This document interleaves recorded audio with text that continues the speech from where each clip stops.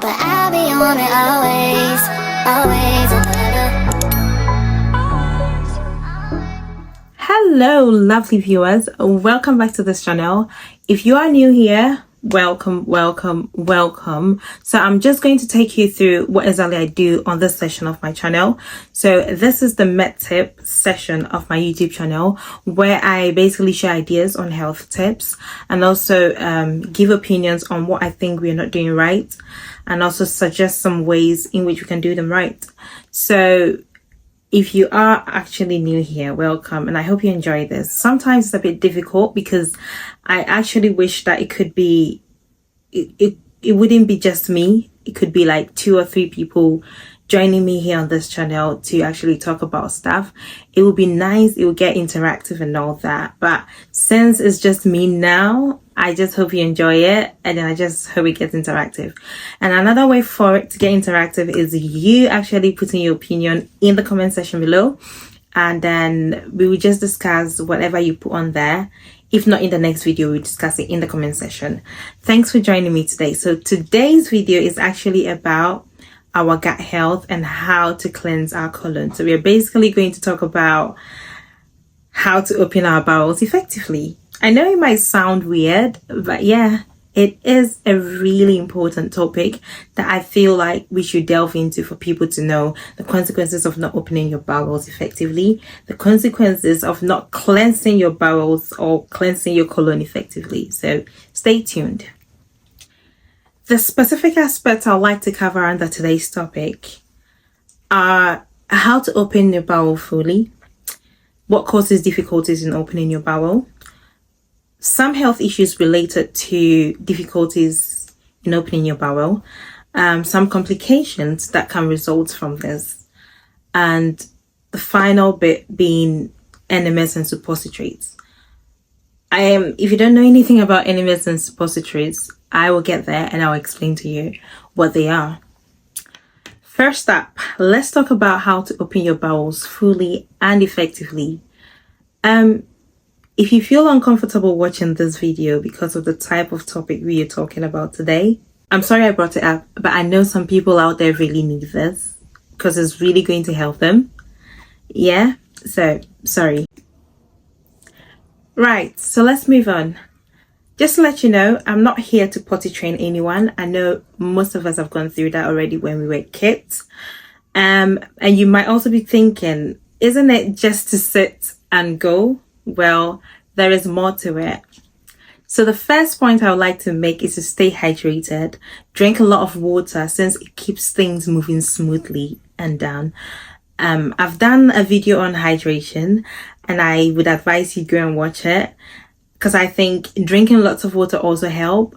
Most of the times, especially I have a kid brother, who mostly complains of headaches. So I'm always like, you are this young and you're complaining of headache. Like, are you constipated or something? And anytime he tries to open his bowels, he feels fine. He doesn't experience these headaches and all that. So I would advise that you drink lots of fluids, not only water, anything fluid would do, but just drink lots of fluid just to make things smooth down there, so that when you go and sit on, you don't actually try and strain to go. A top-up point I'd like to add is, if you find yourself wanting to open your bowel, please do it. That's if you really haven't the edge to do it. Except if you are in the middle of something, you're busy and you feel like you're not ready to open your bowel, then fine. Or you're in a place where you can't find the washroom to do it, then it's okay.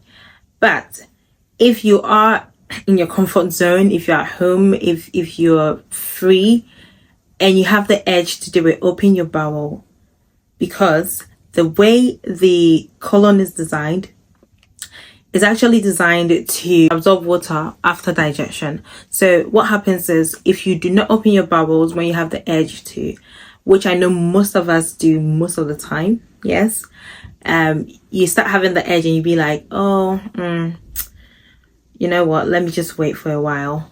Or because you're with someone you're shy of, oh, you know what, when we're done with this meeting, when I go home, I'm going to do it. And that is what actually causes the problems like constipation and other stuff, because water is being absorbed from whatever that is trying to come out. And then now it gets to harden. And then now you get constipated. And then now you start getting the headaches. You start feeling unwell. And then you eventually end up in the hospital. So my advice to you is, if you have the urge to do it, if you're pressing to go, please do it. The second point I'd like to talk about is lifestyle. So what do I mean by lifestyle? Is basically what you eat and your regular exercises. So basically what you eat should be loads of fruits and fiber and also whole grains. Moving on, let's talk about the sitting position when you're on the water closet. So the ideal sitting position is to either squat or to sit with your knees raised and your legs slightly spread apart. So this might be funny, but at home, I actually have, not even at home, wherever I find myself to be, I actually want to sit on my water closet with my legs raised. So at home, I have this small stool that I put in front of me like that. I put my legs on and then raise my knees. And mostly my mom and my siblings make fun of it. They call it my great stool.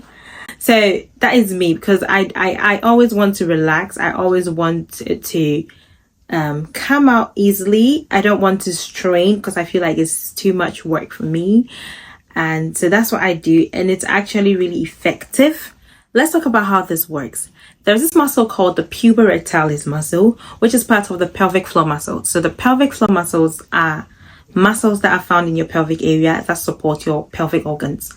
So your pelvic organs like your bowel, your bladder, and then the uterus in women. So this puborectalis muscle is actually U-shaped and it wraps around the rectum, okay? So when you sit down to do number 2, it actually chokes the rectum. So just sitting down, it's choking it. So obviously you find it difficult to go, basically. But when you squat, what happens is it relaxes, the muscle relaxes, and then the rectum becomes straight. So this is when you'll be able to pass your bowel or release your bowel easily.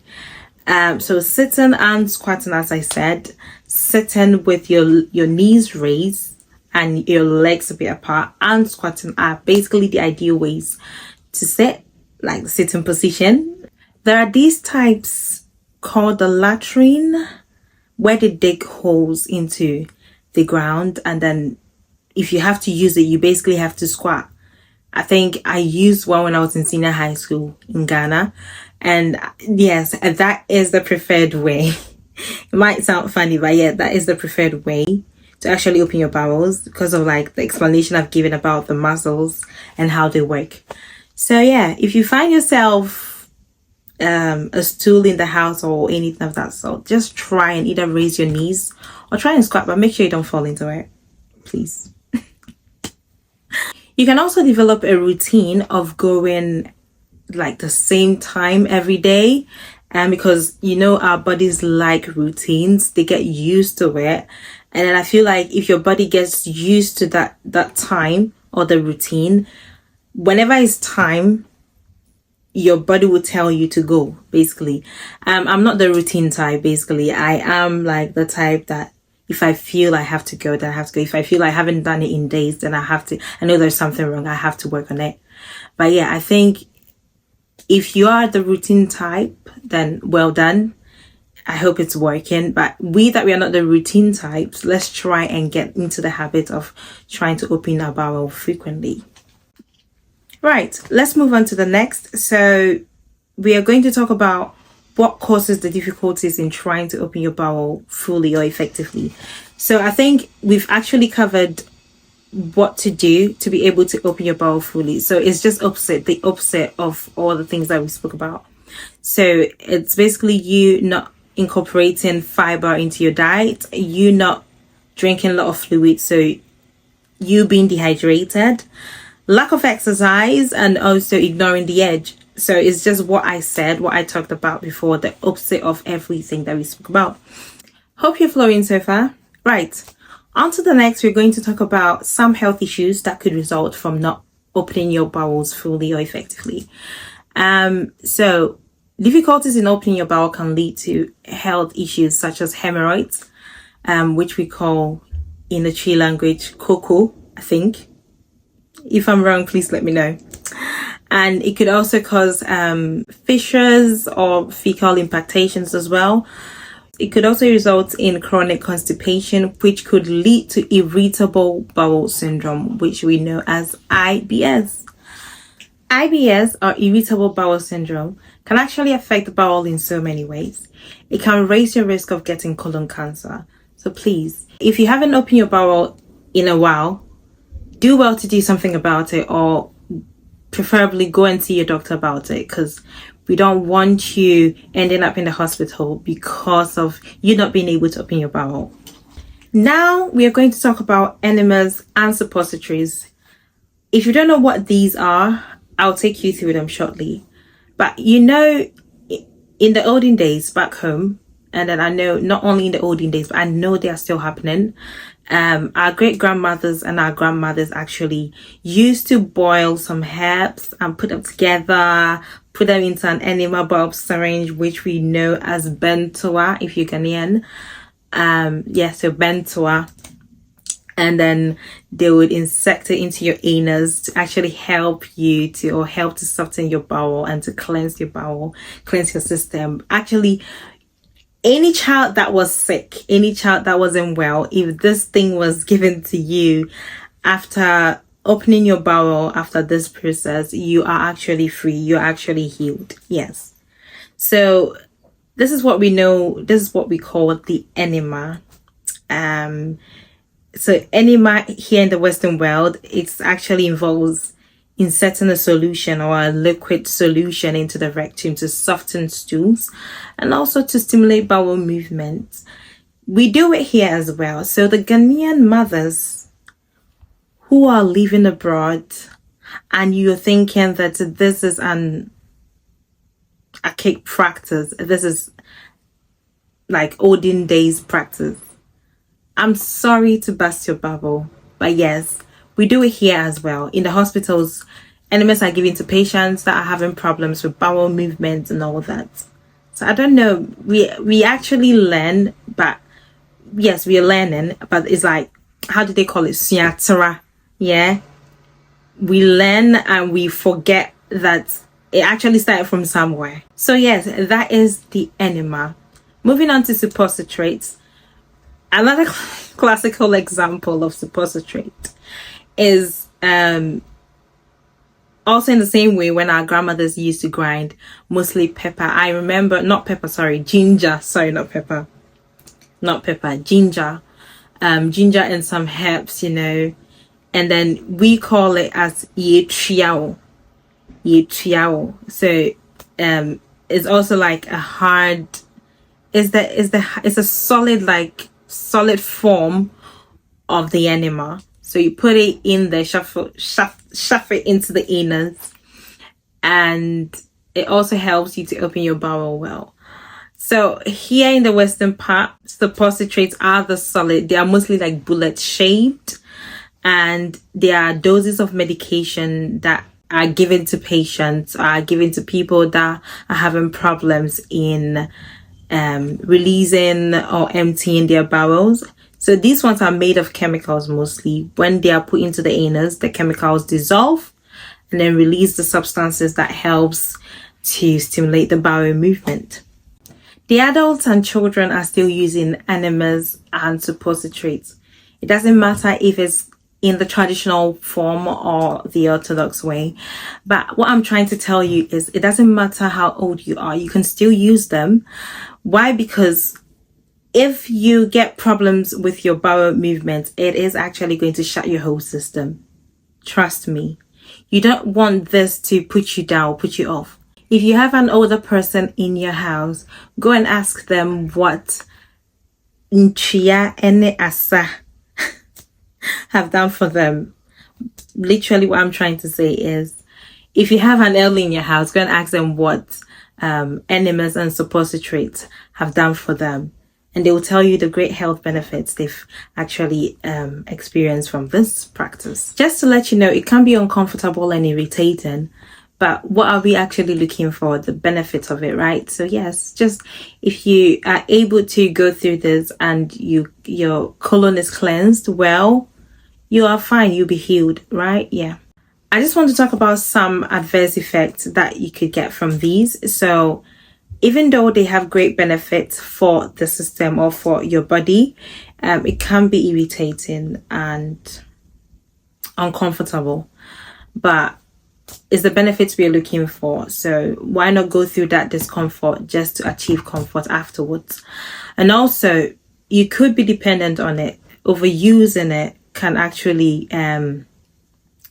lead to dependency and worsen the case, basically. So I would advise you don't overuse it. Just use it when it is necessary. You see how uncomfortable it could be when you get constipated, with the headaches and the migraines, to you getting dizzy, messing up your day, and all that. So that is why I chose to talk about this topic today, because I know someone is out there who is going through these, but then don't really know what exactly is wrong, because we've actually we don't actually take our bowel movement seriously, because we feel like we do it at the times that we feel like we want to do it. But I'm here to tell you today that it is actually really necessary to take your bowel health seriously. People visit the hospital all the time because they're not able to open their bowels effectively or fully. And doctors and nurses are always trying their best to help them open their bowel fully, which I feel like is a sad issue.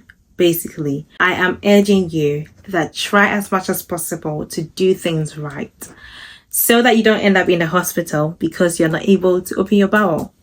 So things like staying hydrated, your diet, incorporating fiber in your diet, and also the sitting position in which you'd have to open your bowel with. As I said, squatting or sitting and raising your knees with your legs slightly open would help. Please try this and let me know in the comment section below if it helps, or if you do it already and it helps you, to encourage someone who is also trying to learn. So there you have it, folks. This is the end of today's video. I hope you learned something from it. That's the most important aspect. And also, I'd like you to share this video to your friends and your family, your loved ones. Also tell them to subscribe, and also to you yourself, you watching me right now, please subscribe. Please do it now. Please do it now, so that we'll be able to, keep bringing these type of videos to educate the public on the important stuff that we have to talk about.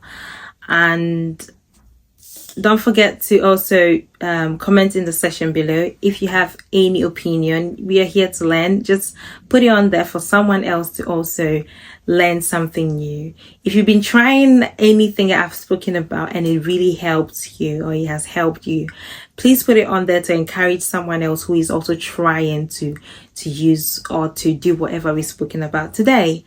And until the next time, stay safe, drink lots of water, stay hydrated, and catch you on the next. Bye.